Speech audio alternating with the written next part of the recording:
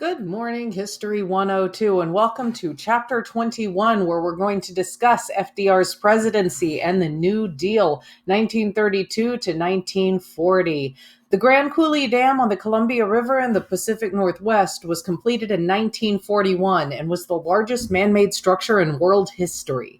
It eventually produced more than 40% of America's hydroelectric power, creating cheap electricity for rapid economic and industrial growth in that region in the 1940s and beyond.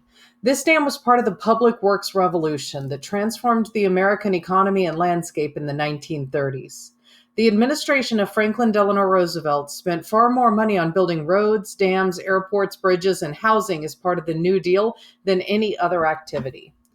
The Columbia River Project was one part of broad changes in American life and thought during the New Deal in the 1930s. The Democratic Party was transformed into a coalition of farmers, industrial workers, a reform-friendly middle class, liberal intellectuals, Northern African Americans, and the white supremacist South, all by the belief that the federal government should protect Americans from the disruption of modern capitalism. Liberalism, which had been traditionally understood as limited government and laissez-faire economics, took on its more modern meaning, an active national government that helps those less fortunate in society. The Great Depression and the New Deal also changed the meaning of freedom. Economic security became an essential element of how Americans thought of freedom. New Deal measures such as the Social Security Act, which assisted the unemployed and the elderly, and the Fair Labor Standards Act, which established a national minimum wage, guaranteed Americans the social conditions necessary for freedom. But the New Deal also expressed and in some ways reinforced the boundaries of freedom. Its programs benefited industrial workers but not tenant farmers, men more than women, and whites more than blacks who, in the South, were still denied the basic rights of citizenship. This campaign poster from 1936 for the American Labor Party, a left-wing party created by labor unions in New York State that supported FDR and his New Deal.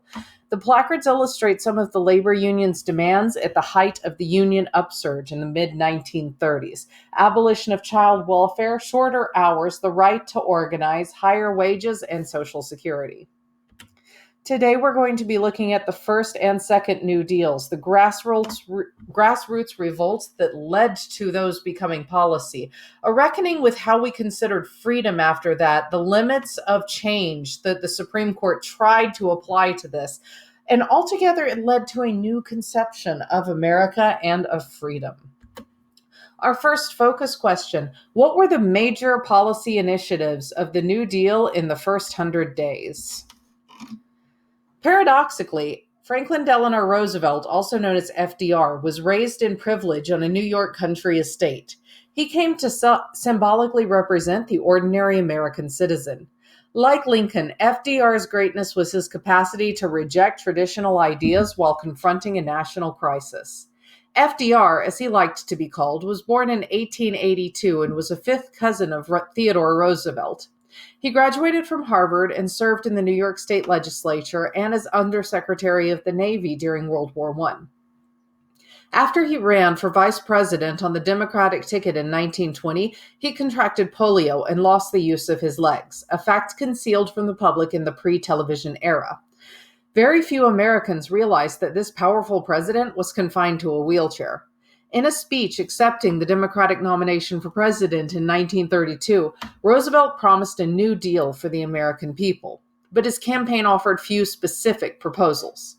Roosevelt discussed government's responsibility to ensure that every man had a, quote, right to make a comfortable living, end quote. But he also wanted a balanced federal budget and criticized Hoover for excessive federal spending. The biggest difference between Hoover and FDR's campaigns was the Democrats' call to repeal prohibition. Americans desperately wanted new leadership. Roosevelt won an astonishing 57% of the popular vote, and Democrats gained a majority in both houses of Congress. The Depression provoked different responses across the globe. For most in the 1930s, conservative governments ruled in Britain and France. They did little to resolve the crisis. In Germany, Adolf Hitler of the Nazi Party established one of the most brutal dictatorships in human history, banning all political opposition and terrorizing the Jews. In the Soviet Union, the tyrannical Joseph Stalin launched 5-year plans that industrialized that nation and allegedly eliminated unemployment, but at great social cost. Japan's militarist government invaded China in 1937 and aspired to dominate all of Asia. Roosevelt envisioned the New Deal as an alternative to socialism, fascism, and unregulated capitalism. He wanted to reconcile democracy, individual liberty, and economic planning, but he did not begin his first term as president with a full-fledged plan. He initially depended on a group of intellectuals and social workers who took key positions in his administration. They included Secretary of Labor Francis Perkins, a veteran of Hull House and the New York Consumers League; Harry Hopkins, who had directed emergency relief funding during Roosevelt's term as New York's governor; Secretary of the Interior Harold Ikes, a veteran of Theodore Roosevelt's Progressive Campaign of 1912; and Louis Brandeis, who had advised Woodrow Wilson in 1912 and now advised FDR while serving on the Supreme Court.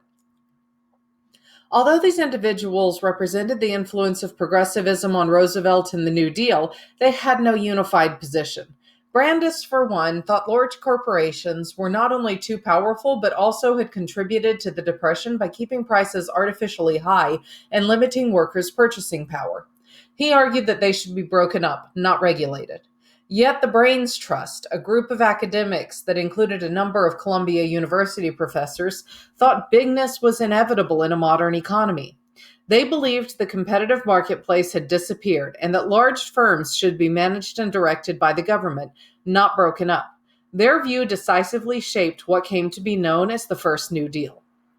FDR recognized that Americans needed leadership and action immediately, and when he took office on March 4, 1933, he acted quickly. He started a campaign of reassuring Americans and restoring their confidence. At his inauguration, he declared that, quote, "The only thing we have to fear is fear itself." His first step was to confront a banking system about to collapse. The banks that had invested funds in the stock market were failing, and by March of 1933, banking was suspended in most states. Roosevelt declared a bank holiday, temporarily halting all bank operations, and called a special session of Congress, which, on March 9th, passed the Emergency Banking Act to provide funds to endangered banks. Additional measures transformed the American financial system. The Glass-Steagall Act barred commercial banks from buying and selling stocks, and until its repeal in the 1990s, it helped many of the irresponsible practices that had led to the stock market crash.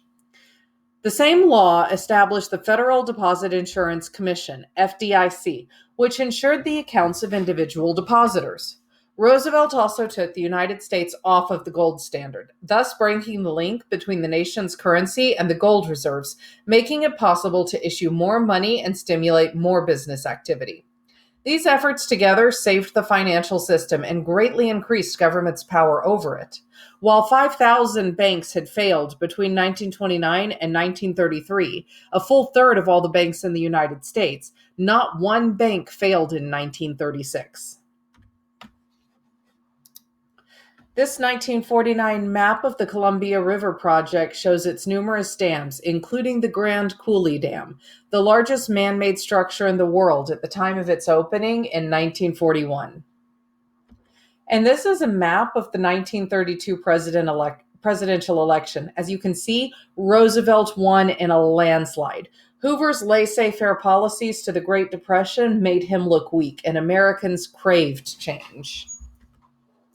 This photograph shows the giant Bonneville Dam on the Columbia River in Oregon as it neared completion in 1936.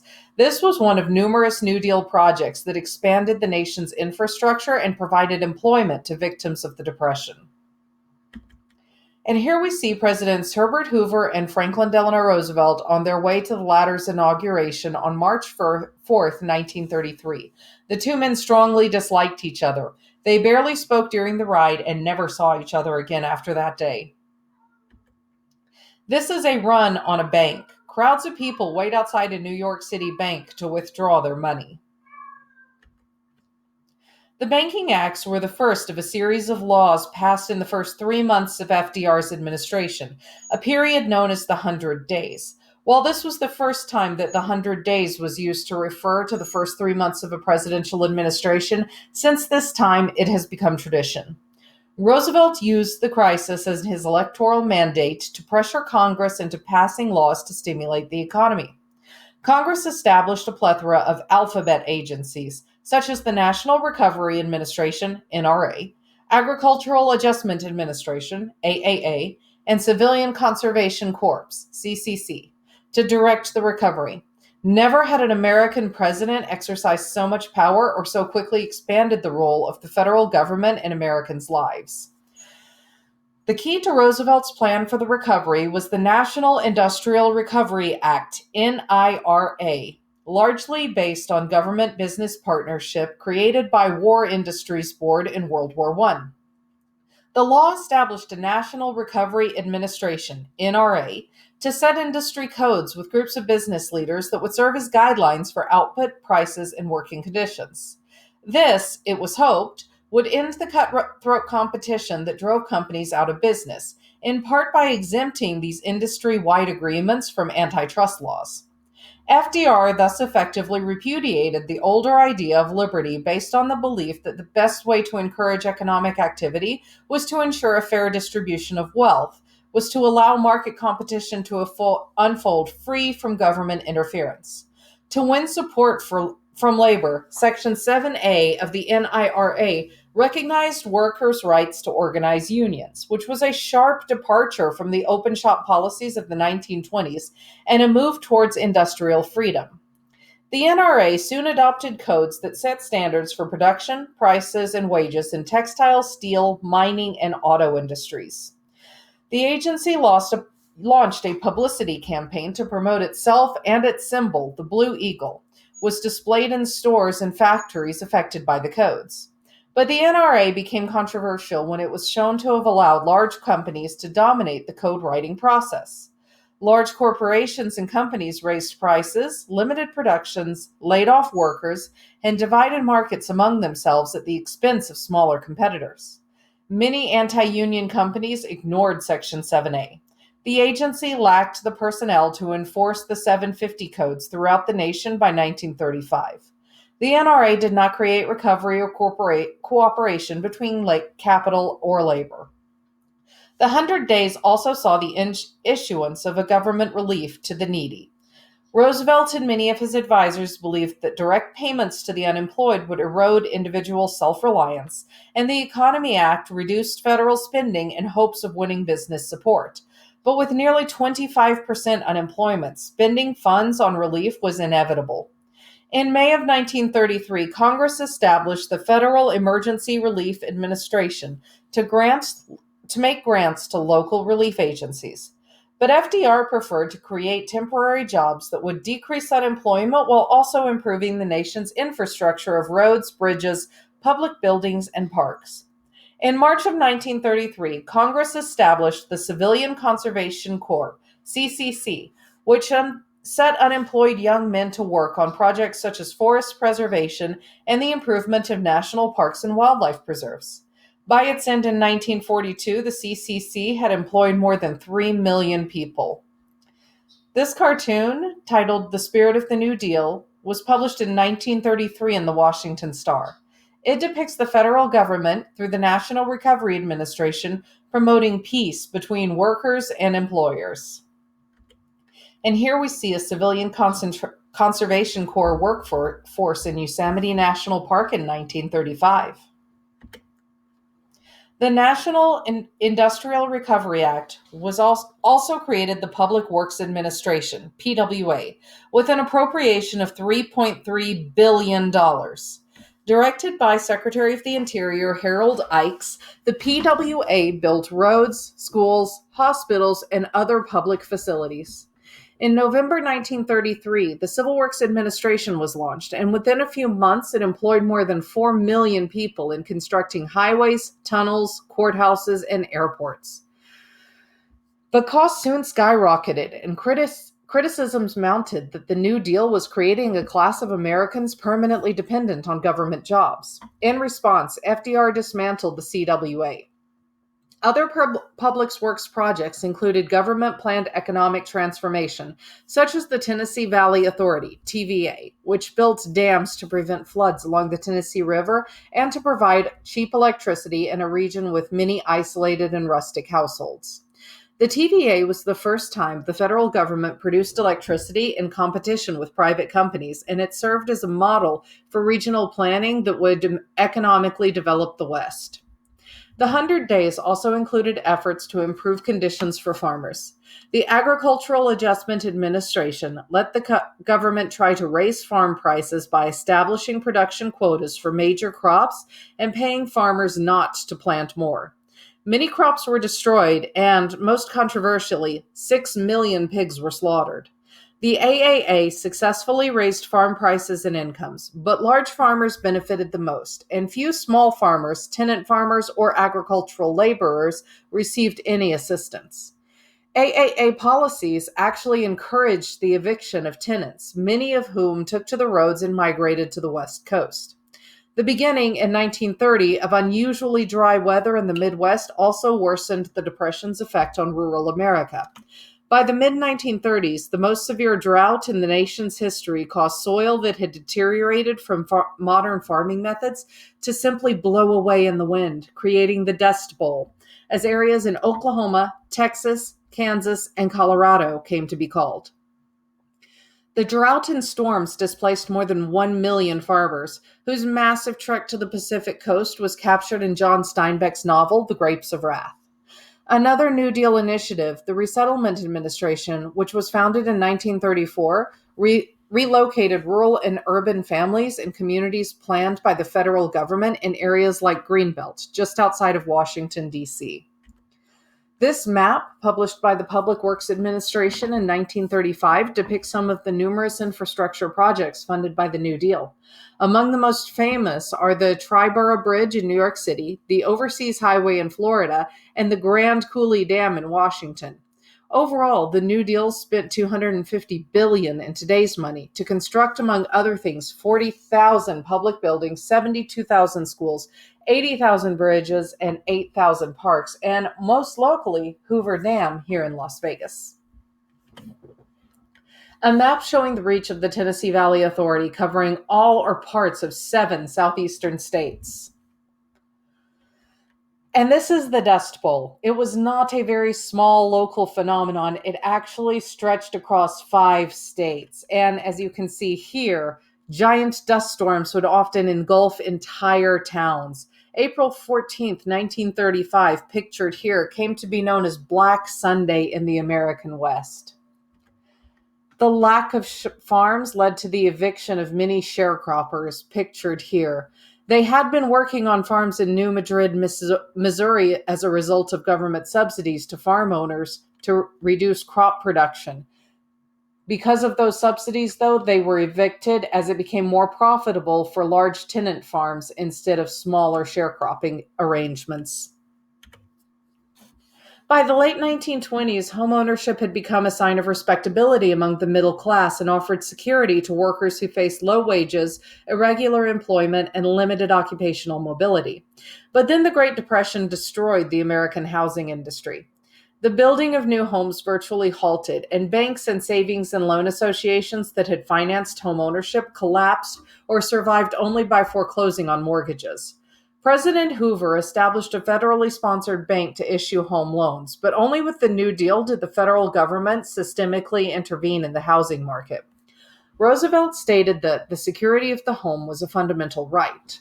In 1933 and 1934, his administration undertook efforts to protect homeowners from foreclosure and stimulate new construction.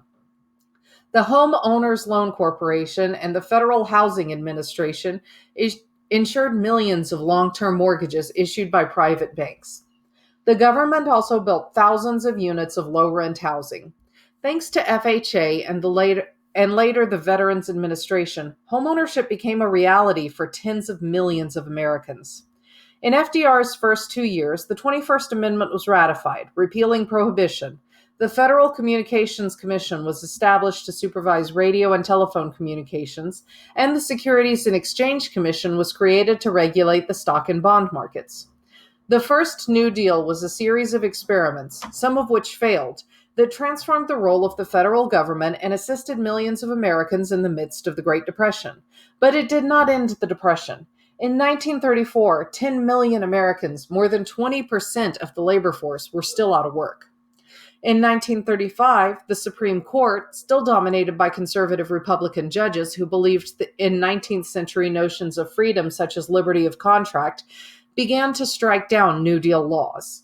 The NRA was declared unconstitutional because its codes and regulations delegated legislative powers to the president and attempted to regulate local businesses not engaged in interstate commerce. In January 1936, the court killed the AAA, which it declared an unconstitutional use of congressional power over local economic activity. In June 1936, the court ruled that New York could not set a minimum wage for women and children. The artist Bernanda Shawn, wife of the famous painter Ben Shahn, created this lithograph in the mid-1930s for the Resettlement Administration, a New Deal agency that relocated rural and urban families, especially victims of the Dust Bowl, to planned communities. And here you see a graph of how the building boom collapsed. It peaked around 1925 with 250 new building permits, but by 1933 it had crashed down to only 10. Russell Lee's 1939 photograph of a migrant family saying grace before eating on the side of the road near Fort Gibson, Oklahoma, shows how, even in the most difficult of circumstances, families struggled to maintain elements of their normal lives. And here you see the Illegal Act, a cartoon critical of the Supreme Court's decision declaring the NRA unconstitutional. FDR tells a drowning Uncle Sam, "I'm sorry, but the Supreme Court says I must chuck you back in." Our next focus question: who were the main proponents of economic justice in the 1930s, and what measures did they advocate? Perhaps the most dramatic development of the mid-1930s was the organization of millions of workers into unions in the mass production industries that had successfully resisted unionization. Called labor's great upheaval, this unprecedented militancy was unexpected. This time the federal government seemed to side with the workers through the NIRA and the Wagner Act of 1935, which gave workers the legal right to form unions. With the drastic reduction in European immigration, cultural differences between workers was less important. American-born children of the new immigrants now dominated the workforce. Militant socialists and communists with years of experience in organizing provided leadership to the movement. American factories were small tyrannies in which unions were rare. Workers could be assaulted by supervisors and fired at will, and managers determined the length of the workday and the speed of the assembly lines. Local governments supported employers. Workers demanded more than just higher wages in the 1930s. They wanted an end to employers' arbitrary rules and basic civil liberties for workers, such as the right to picket, hand out literature, and meet to discuss grievances. All these demands required union recognition. Roosevelt's election inspired those who hoped to end industrial despotism. In 1934, labor revolted. 2,000 strikes broke out, including violent massive strikes in Toledo, Minneapolis, and San Francisco. Only a huge nationwide strike of textile workers failed to achieve any of its goals.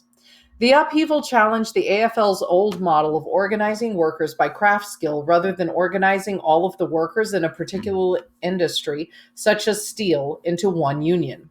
When the AFL convention in 1935 refused an appeal by 30 AFL leaders for the creation of industrial unions, John L.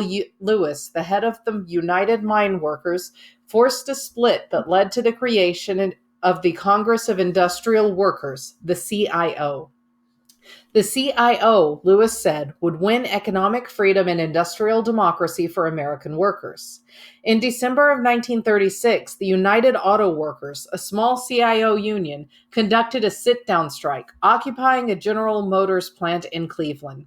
Soon such strikes spread to GM auto factories in Flint, Michigan. Strikers defended the plants from police attacks, and Michigan's governor refused to send troops in to break up the strike. In February of 1937, GM capitulated and recognized the UAW. Ford did not recognize the UAW until 1941, and by then, the UAW had hundreds of thousands of members. The triumph in the auto industry spread to the steel industry, which recognized unions by 1938. By 1940, around 9 million workers were in unions, double the number of 1930. Unions won the right to influence management decisions and gained a new grievance and seniority procedures. Unlike the AFL, the CIO embraced positive government intervention in labor management affairs. It presented a program for federal economic and social policy, including public housing, universal health care, and unemployment and old age insurance. The CIO built on the increasingly popular idea that prosperity would rise from an American standard of living for all Americans based on mass consumption, and argued that the Depression was caused by the highly unequal distribution of wealth and income. By mid-decade, New Dealers had accepted this under-consumptionist explanation of the Depression, which saw lack of an effective consumer demand as its cause. This is police breaking up a gathering along the San Francisco waterfront on the eve of a general strike involving over 200,000 workers in May of 1934. Signs are carried here by striking cotton mill workers in Lumberton, North Carolina in 1937. They illustrate how the labor movement revived the 19th century language of wage slavery to demand union recognition. This is the sit-down strike at the General Motors factory in Flint, Michigan, I mentioned during the last slide. Sorry. Other popular movements of the mid-1930s emphasized economic justice. In California, novelist Upton Sinclair of The Jungle won the Democratic nomination for governor in 1934 as head of the End Poverty in California movement, which called for the state to form industrial and farm cooperatives and to create jobs. One of the nation's first modern negative campaigns cost him the election. Huey Long of Louisiana, representing the state's populist and socialist traditions and its undemocratic politics, rose to power as governor in 1928 and U.S. Senator in 1930. He used his power to build roads, schools, and hospitals in heavily taxed oil companies. Called the Kingfish, Long, in 1934, launched the Share Our Wealth movement, which called for the confiscation of wealth from the richest Americans in order to finance an immediate grant of $5,000 and a guaranteed job and annual income for all citizens. Long claimed to have 5 million followers. He was about to declare a run for president in 1935 when he was assassinated. Dr. Francis Townsend, a California physician, won support for his plan for the government to make monthly payments of $200 to older Americans, with the requirement that they spend it immediately to boost the economy. By 1934, 2 million people had joined the Townsend clubs. Along with the rise of the CIO, these popular signs of discontent helped spark the Second New Deal. Many religious leaders in various denominations connected to the general public through mass media outlets during this era. Ironically, many fundamentalists used the most modern communications outlet to promote their anti-modernist messages.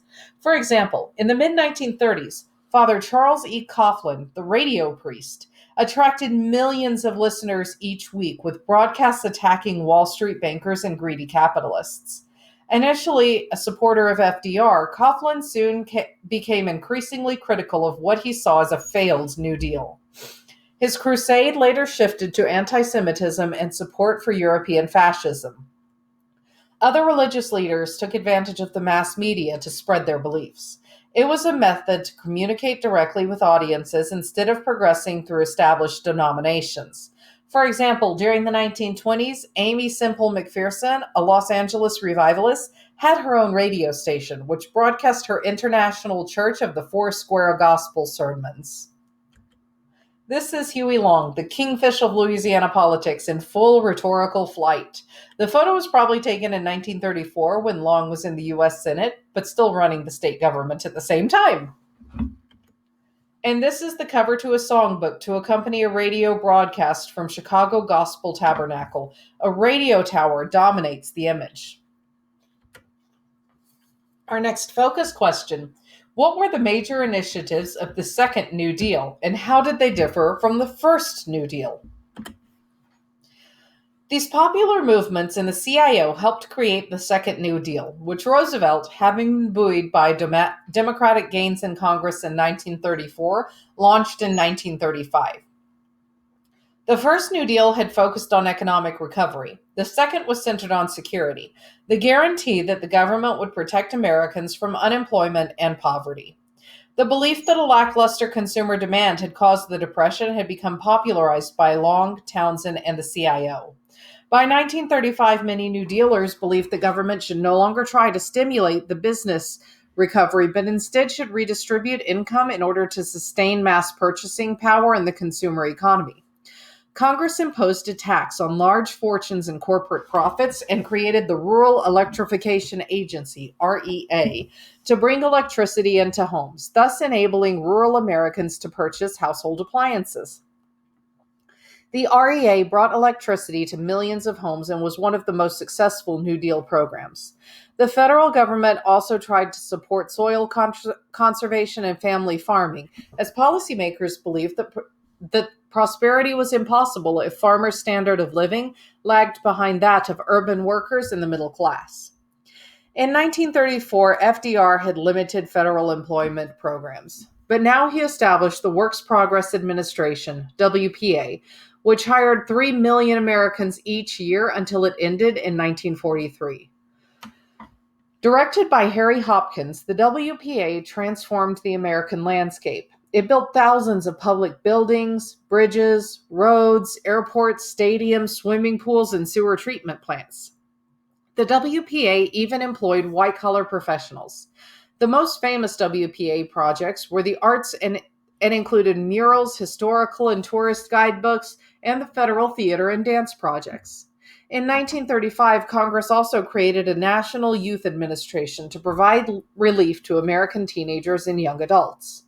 The Wagner Act was another major Second New Deal measure. It democratized the American workplace by empowering a National Labor Relations Board to supervise elections in which employees voted on union representation.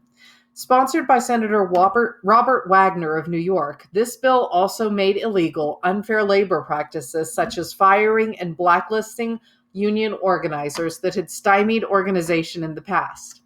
Collective bargaining was redefined as a crucial element of American freedom, and now that it was legally protected, it offered workers a mechanism by which they could win higher wages and thus contribute to the economy and the recovery.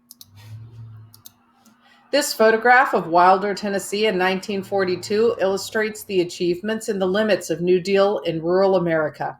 The Tennessee Valley Authority has brought electricity to this section of the small town, but the outdoor pump is still the residents' sole source of water. This poster by artist Vera Bach for the Federal Art Project of the Works Progress Administration depicts farmers and laborers joining hands to produce prosperity. And this is It Can't Happen Here. In 1935, under the auspices of the Works Progress Administration, the New York Jewish Theater Unit put on a production based on Lewis's novel of the same name. In the drama, a demagogue who's elected president by promising economic change and a return for traditional values proceeds to establish an authoritarian regime akin to Hitler's Germany. The Social Security Act of 1935 was the most important element of the Second New Deal.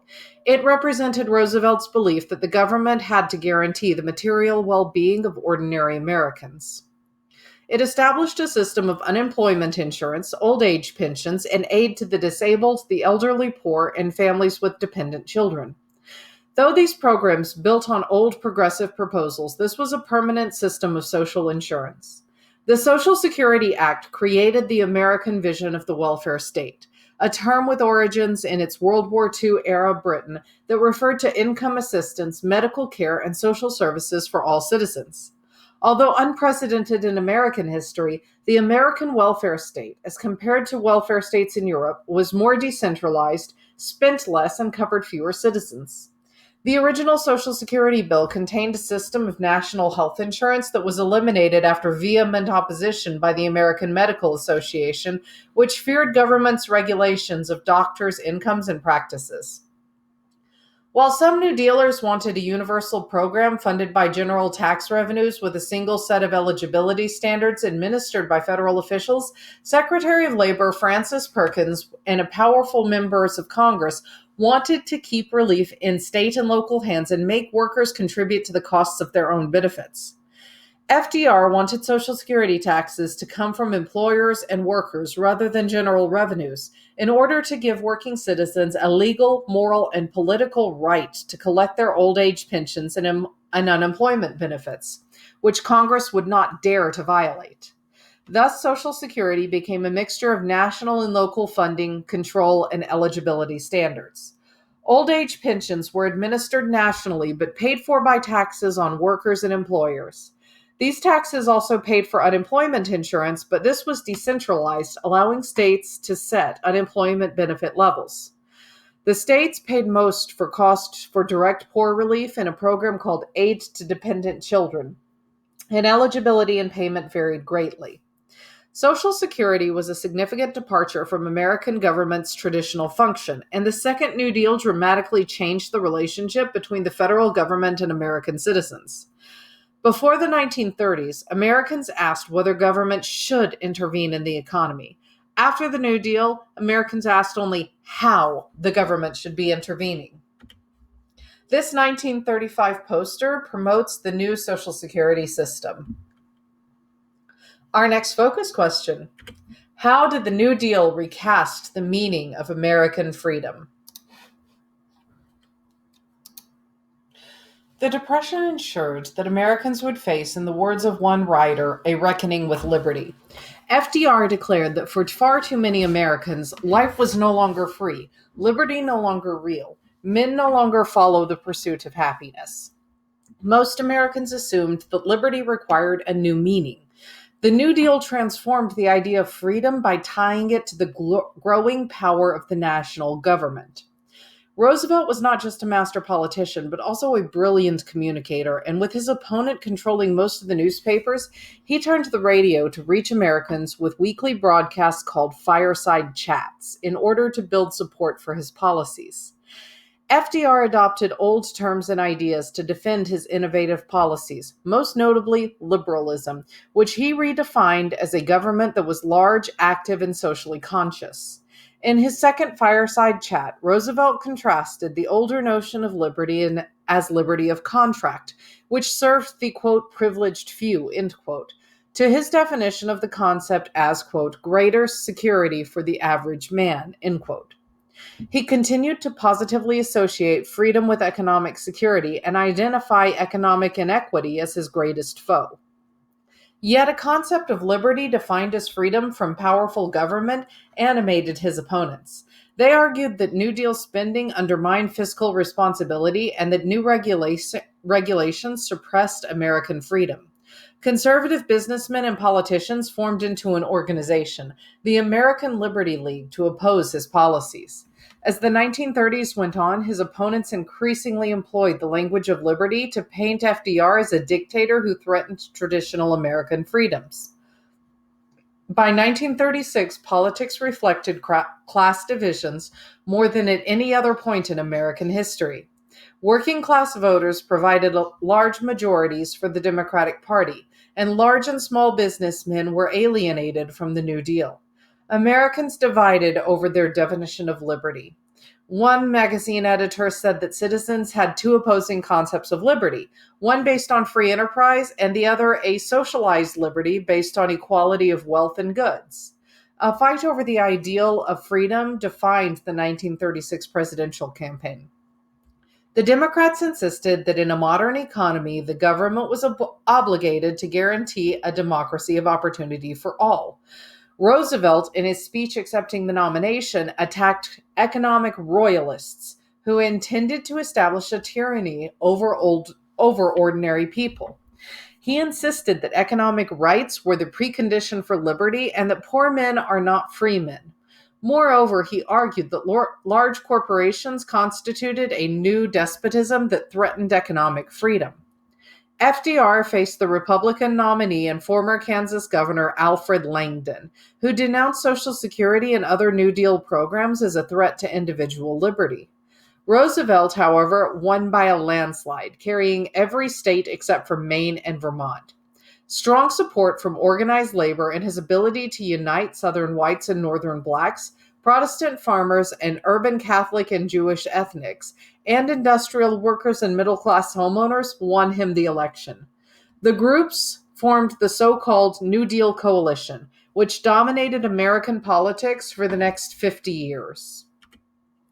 This is FDR delivering one of his fireside chats. He was the first president to make effective use of the radio to promote his policies. And here you see the 1935 cartoon by William Gropper portrays Uncle Sam as tied down by the Lilliputians in the famous 18th century novel Gulliver's Travels by Jonathan Swift.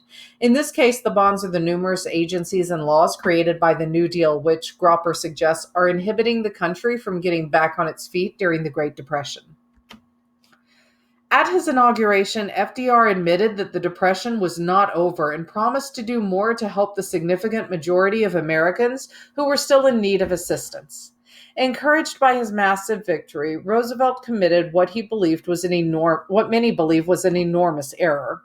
Arguing that several Supreme Court justices were too old to perform their functions, he proposed that the president be allowed to appoint a new justice for each who remained on the court past the age of 70. That was 6 at the time.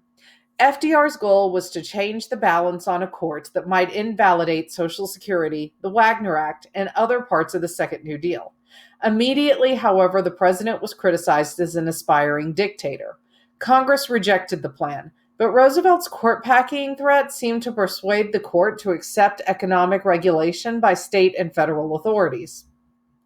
The court soon upheld a minimum wage law, affirmed federal power to regulate wages, hours, and child labor, and rejected challenges to Social Security and to the Wagner Act.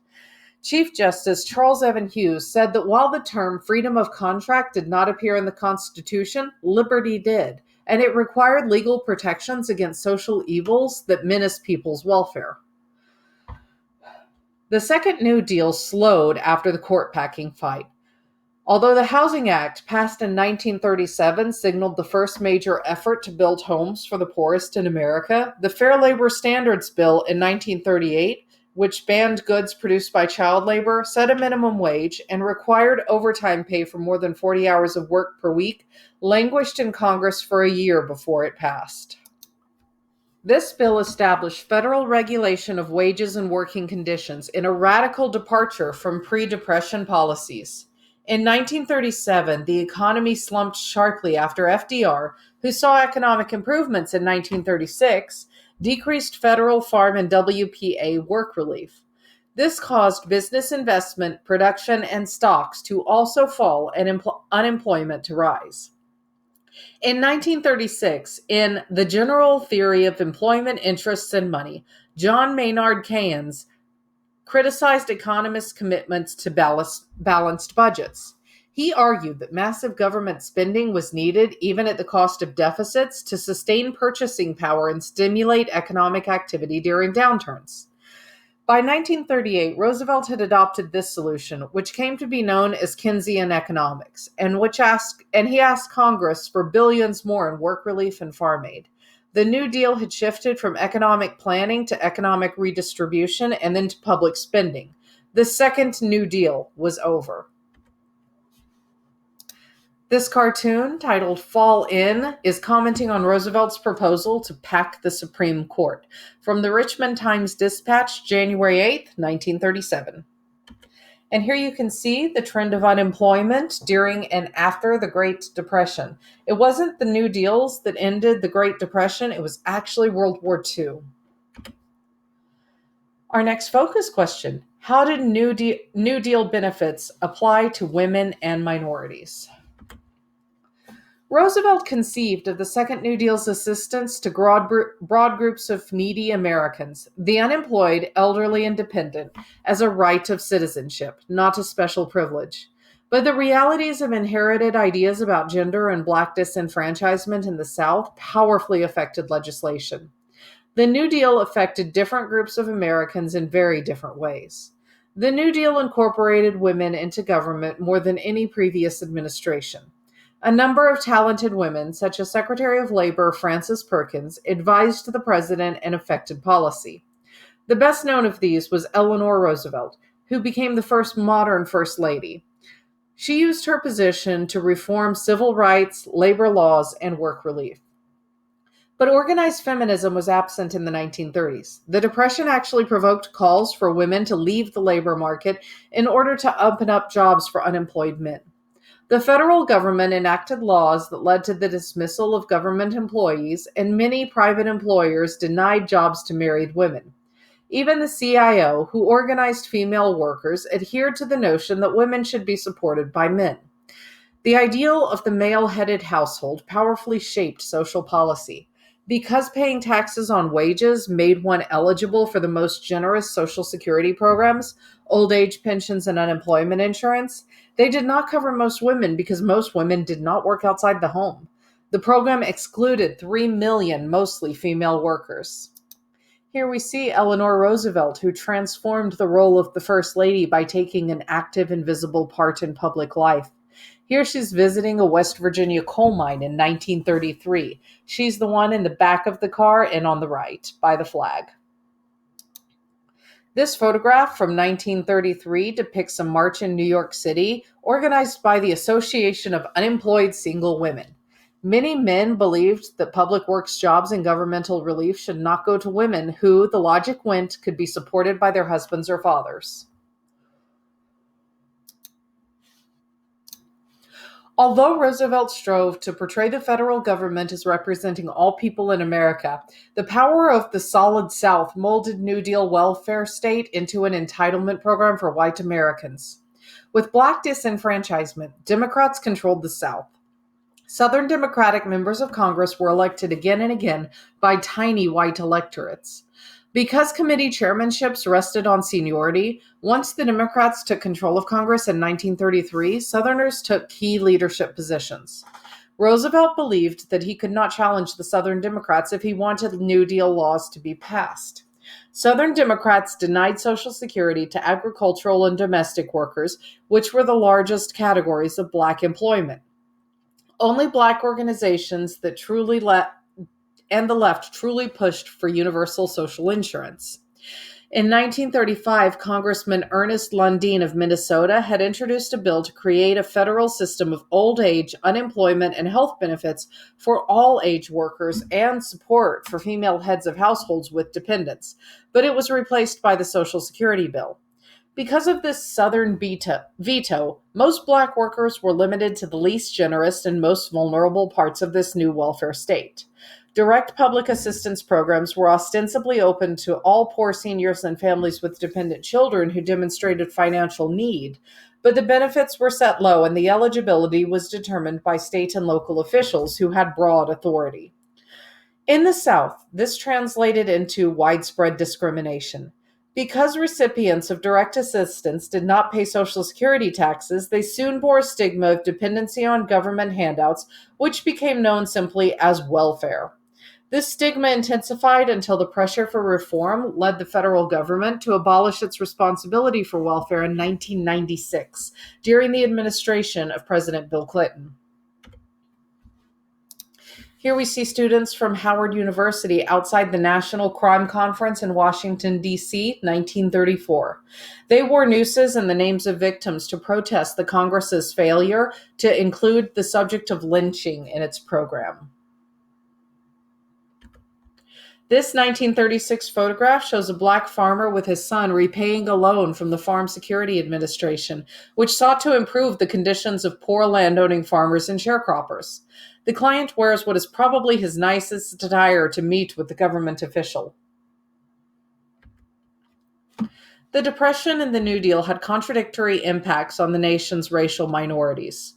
Commissioner of Indian Affairs John Collier launched an Indian New Deal, ending the policy of coerced assimilation and granting unprecedented cultural autonomy.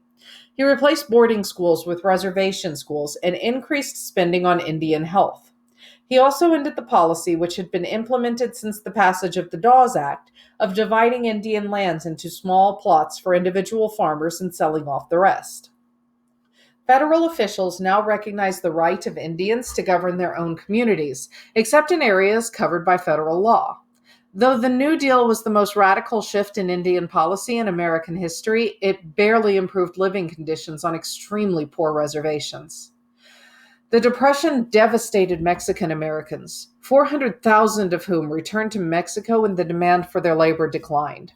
Some were coerced into moving by authorities in the Southwest. Perhaps 200,000 Mexican American children who were born in the United States and were thus citizens were also pressured to move to Mexico.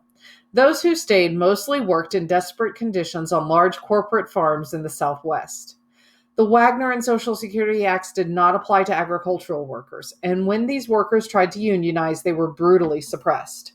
The Mexican American leaders tried to develop a strategy to claim rights as white Americans, but they also sought support from the Mexican government and promoted a mystical sense of pride and identification with Mexican heritage, which was later given the name La Raza. Mexican Americans were not the only group that was encouraged to leave the United States. In 1935, Congress passed the Filipino Repatriation Act, offering free transportation to people born in the Philippines who were willing to return. People who did leave would only be able to return by applying under the Philippines' annual immigration quota of 50. Given the lack of economic opportunity in the Philippines and fear about being permanently unable to return to the United States, only about 2,000 people accepted the offer. The Farm Security Administration hired noted photographers to document American life. This image by Dorothea Lange from 1938 shows Hispanic women packing apricots in Brentwood, California. This is a large crowd of Mexican Americans waiting to leave a Los Angeles train station in 1932 as part of the repatriation campaign. Always last hired and first fired, African Americans suffered the most during the Depression. Blacks who kept their jobs now competed with unemployed whites. Facing an unemployment rate twice that of whites, blacks benefited less from direct government relief and public works projects. The Depression forced blacks to make economic survival their primary demand.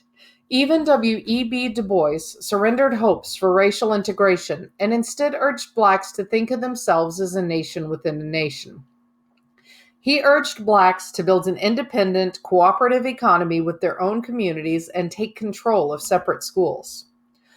While Roosevelt seemed little interested in race relations or civil rights, he appointed Mary McLeod Bethune, a well-known black educator, as his advisor on minority affairs, and appointed blacks to other positions as well.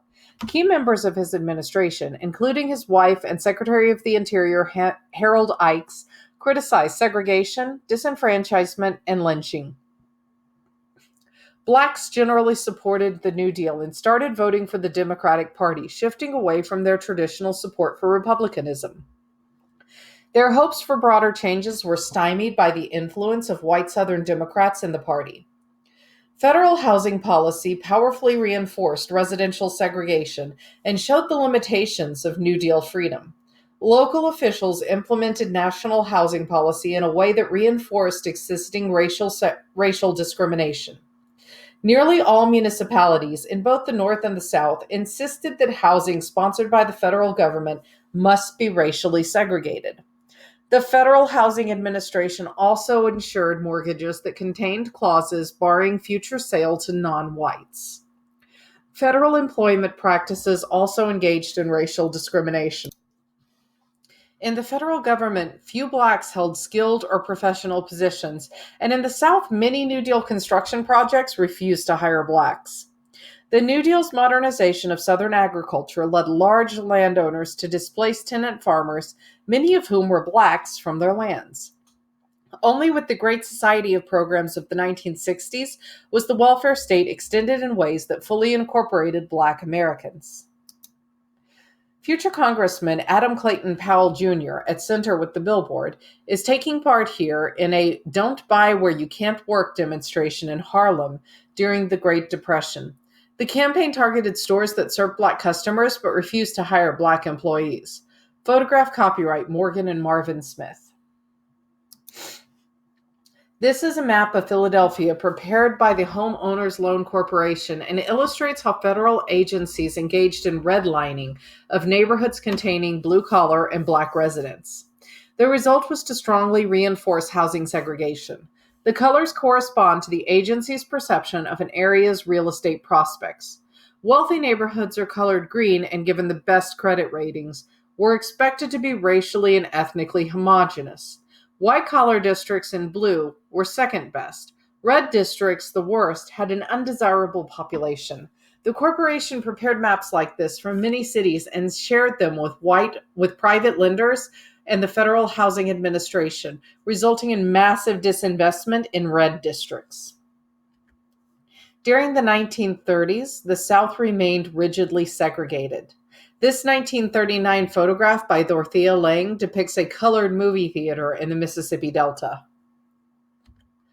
And our final focus question: how did the Popular Front influence American culture in the 1930s? If the New Deal did not end second-class citizenship for Blacks, the 1930s saw the inclusion of other groups into mainstream American life. With Catholics and Jews in prominent posts in Roosevelt's administration and new immigrant voters forming a base for the Democratic Party, the New Deal made ethnic pluralism central to American politics. The election of Fiorello LaGuardia, an Italian-American, as New York's mayor in 1933, represented the growing power of ethnic working-class voters. These ethnic groups experienced growing cultural assimilation as immigration from Europe virtually halted, and movies, chain stores, and mass advertising penetrated immigrant enclaves. Unlike the coercive Americanization of the past, however, this Americanization incorporated ethnic identity and married it to American political ideals. In the mid-1930s, for the first time in American history, the left, including socialists, communists, labor radicals, and many New Deal liberals, strongly influenced American politics and culture. The CIO and the Communist Party in particular became the center of a social and intellectual impulse that helped reshape the boundaries of American freedom. The Communist Party grew from a very small and isolated group into a mass organization. Although it never had more than 100,000 members at any one time in the 1930s, several times that number passed through its ranks. The communist dedications to socialism appealed to a widespread belief that the Depression showed capitalism had failed. But more important was the party's constant activity on behalf of the unemployed, workers and unions, and civil rights for African Americans. At the height of the Popular Front, when communists sought to ally itself with socialists and New Deal liberals in reform movements rather than revolution, the Communist Party was considered respectable. Ironically, even though it was tied to Stalinist Russia, the Communist Party contributed to expansion of freedom via New Deal liberalism and its pluralist conception of America. The Popular Front vision of American society greatly influenced American culture through theater, film, and dance. Its broadly left-wing ethos defined social and economic radicalism and not support for the status quo as true Americanism. Ethnic and racial diversity, unionism, social citizenship were what made America great, not the pursuit of wealth. The American people were seen by many intellectuals in the 1920s as fundamentalists and crassly commercial, and they were now proclaimed embodiments of democratic virtue. Artists and writers in the 1930s crafted socially meaningful works that depicted daily life for ordinary farmers and urban workers, and artworks about migrant workers and sharecroppers and those who were created by the people, such as folk music, Black spirituals. These were held to express genuine Americanism. The Democratic Party, despite its new Northern Black and ethnic base of support, did not embrace ethnocultural issues. But the Popular Front insisted that the nation's greatness lay in its diversity, tolerance, and rejection of ethnic prejudice and class privilege. The CIO promoted and often embodied this idea of ethnic and racial inclusivity. It adopted cultural pluralism and welcomed groups that had previously been excluded from the labor movement, such as Blacks and Mexican Americans. Yet, while Popular Front culture celebrated the promise of America, it did not ignore its tragedies and troubles, such as racial discrimination. This idea is best encapsulated in Martha Graham's 1938 modern dance masterpiece, American Document. This is a card issued by the Communist Party during the 1936 campaign. It illustrates the party's attempted Americanization. Note the images of the American Revolution and Abraham Lincoln, as well as its emphasis on interracialism. James Ford, an African American, was the party's vice presidential candidate. The hammer and sickle are symbols from Russia, the sickle meaning reaping and harvesting your grain, and the hammer representing work. A History of Southern Illinois is a mural sponsored by the Illinois Federal Art Project. It illustrates the widespread fascination during the 1930s with American traditions and the lives of ordinary Americans. On the left, a man strums a guitar while workers labor on the waterfront. This is a scene from the Emancipation episode of Martha Graham's American Document, photographed by Barbara Morgan. The dancers are Martha Graham and Eric Hawkins. Popular Front culture strongly condemned racism as incompatible with Americanism compared to New Deal liberalism's tepid stance on issues of race and civil rights. While Jewish and Catholic groups promoted ethnic and religious tolerance, the Communist Party was the only mostly white organization of the era to prioritize combating racism. The Communists even found support in the conservative South.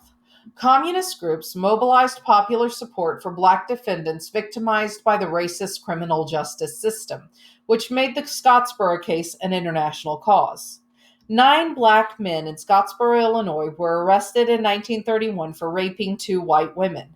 Although one of the two accusers recanted, the men were put on trial and convicted 3 times. The Supreme Court rejected the first 2 verdicts and created legal principles that greatly expanded civil liberties. That defendants have a right to effective legal representation and that Blacks cannot be systematically excluded from juries. But the court approved the 3rd conviction, and the 5 men went to prison for more than a decade. White workers' resistance did not keep the CIO from welcoming Black members and supporting anti-lynching laws and voting rights for Southern Blacks. For the first time, the CIO brought large numbers of Blacks into the labor movement, even after exclusion had made them hostile to unions for many years. Popular Front culture also supported civil liberties, especially the right of workers to organize unions. Pro-union workers faced local laws restricting free speech and repression by public and private police. Public concern about violence directed at Southern tenant farmers and Northern industrial workers made the discussions of labor rights discussions over civil liberties. In 1936, a Senate committee led by Robert M. La Follette exposed the harsh methods employers used to fight unionization, including spies and private police. Critics argued that America's workplaces resembled European dictatorships. Workers' militancy also showcased that free speech of groups, not just individuals, could also be violated, and the federal government responded by emphasizing the importance of civil liberties.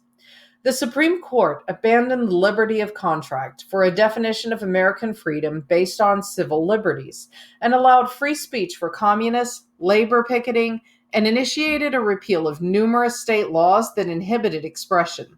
Yet other groups tried to restrict free speech.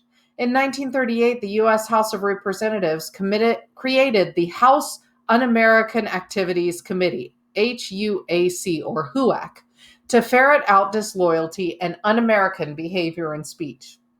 2 years later, Congress passed the Smith Act, which made it a crime to teach, advocate, or encourage the overthrow of government.